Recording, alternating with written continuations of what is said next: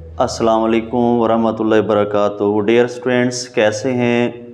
आज हम 9th class physics chapter number 8 को डिस्कस करेंगे। तो आइए इसको स्टार्ट करते हैं। MCQ number 1, unit of specific heat capacity in SI system is. मखसूस हरारती गुंजाइश का SI यूनिट है। इसका ऑप्शन है स्टूडेंट्स ए ऑप्शन, जॉल पर किलोग्राम पर kelvin. MCQ number 2, at thermal equilibrium difference of temperature between two bodies is. Equilibrium में दो अजसाम के दरमियान टेम्परेचर का जो फ़र्क है वो कितना होता है? स्टूडेंट्स, एट इक्विलिब्रियम पे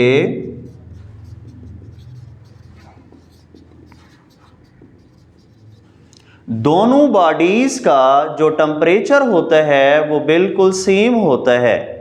अब हमने इन दोनों टेम्परेचर के दरमियान डिफरेंस को बताना है, फ़र्क को बताना है। तो यानी अगर दोनों बॉडीज़ का टेम्परेचर पहले का ले लेते हैं T1, इसका अगर 20 डिग्री सेंटीग्रेड है तो दूसरे बॉडी का टेम्परेचर भी 20 डिग्री सेंटीग्रेड होगा। इनके दरमियान डिफरेंस फ़र्क को पूछ रहा है, तो T1 minus T2 is equal to 20 degree centigrade minus 20 degree centigrade, तो ये कैंसिल हो जाएंगे। आंसर आएगा इसका स्टूडेंट्स 0। तो इसका ऑप्शन है C 0।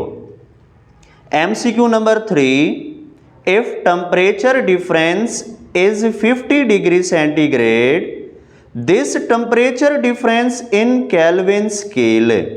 तो स्टूडेंट्स, एक बात आपने याद रखनी है कि टेम्परेचर के दरमियान जितना डिफरेंस डिग्री सेंटीग्रेड में होता है उतना डिफरेंस केल्विन स्केल में होता है। अगर डिग्री सेंटीग्रेड में टेम्परेचर का डिफरेंस 50 है तो केल्विन में भी 50 होगा।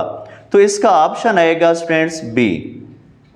MCQ number 4, if both kinetic energy and potential energy become double, then internal energy will be। अगर kinetic energy और potential energy दोनों को डबल कर दें, दो गुना कर दें, तो internal energy पे क्या फर्क पड़ेगा? तो स्टूडेंट्स देखें, इसको समझें।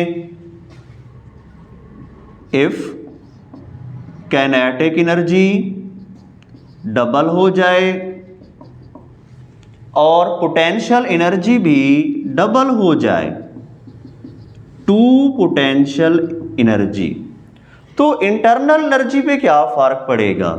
तो students, internal energy is equal to, इसका फार्मूला होता है kinetic energy plus potential energy.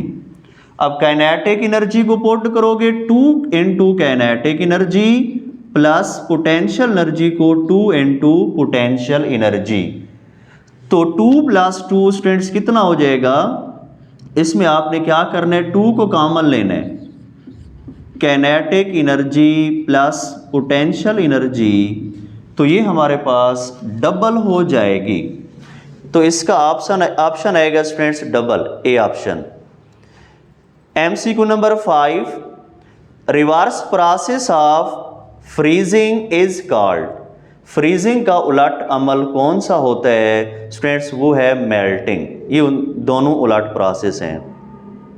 MCQ number 6, latent heat of vaporisation is done eight.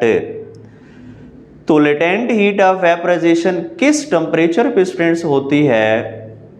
मख्फी हरारत जो है वेपराइजेशन की वो है स्टूडेंट्स हमारे पास बॉइलिंग पॉइंट 100 डिग्री सेंटीग्रेड। तो 6 का स्टूडेंट्स MCQ आएगा हमारे पास none of these. 7 MCQ, difference between boiling and freezing point of water in degree centigrade. पानी के बॉइलिंग पॉइंट और फ्रीजिंग पॉइंट के दरमियान फ़र्क कितना होता है? तो स्टूडेंट्स, ये चीज़ें आपको याद रखनी है। वाटर का जो बॉइलिंग पॉइंट है BP, बॉइलिंग पॉइंट, ये होता है 100। और इसके बाद इसका जो स्टूडेंट्स फ्रीजिंग पॉइंट है, फ्रीजिंग पॉइंट होता है 0 डिग्री सेंटीग्रेड। इनके दरमियान फ़र्क को मालूम करना है, तो boiling point manage freezing point. तो इसकी वैल्यूज़ को पुट करें, 100 मैनेज 0। तो 100 मैनेज 0 स्टूडेंट्स कितना होगा, 100। तो इसका ऑप्शन आएगा स्टूडेंट्स सी। इसके बाद coefficient of linear thermal expansion is dash then coefficient of volume thermal expansion.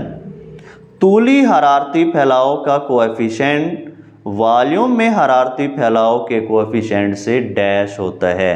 तो स्टूडेंट्स देखते हैं इसको। हम जानते हैं वॉल्यूम में हरारती फैलाव का कोएफिशिएंट बराबर होता है 3 अल्फ़ा। तो अब इसमें देखें कौन सी चीज़ कम आ सकती है, ये चीज़ ज़्यादा होगी, ये चीज़ कम होगी। यानी कि जो लीनियर थर्मल एक्सपेंशन अल्फ़ा है ये हमेशा कम होगा। किससे कम होगा, वॉल्यूम थर्मल एक्सपेंशन से। तो इसका आंसर आएगा students A option small. MCQ number 9, temperature in kelvin scale is 300 kelvin, conversion into Celsius scale. हमें टेम्परेचर दिया गया है केल्विन स्केल में, इसको तब्दील करना है सेल्सियस में। तो स्टूडेंट्स आपने फिर इसका फार्मूला याद रखना है। टेम्परेचर इनटू केल्विन हमें दिया गया है